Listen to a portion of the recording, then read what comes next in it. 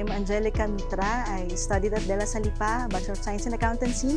And then Juris Doctor, I graduated last 2025 and fortunately passed the 2025 bar examinations.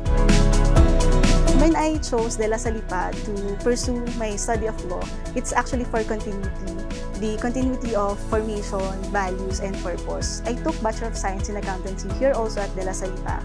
And during those formative years, the institution instilled in me deep sense of integrity, service, and responsibility. We learned that knowledge of the law is indeed a very powerful tool. In the LSL, that tool must be used and exercised not for personal gain, but for genuine compassion and concern for others.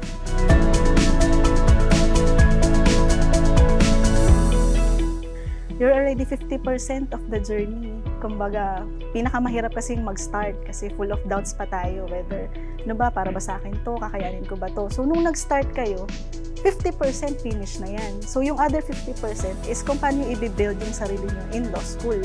So, ang pinaka-importante naman in law school is not just building your technical competencies kasi yung batas naman, you can read it, you can Google it. Pero how you use, apply those law, being driven by the fact na hindi naman dapat pang personal gain yung knowledge natin, yung profession natin. But really, it's to help other people.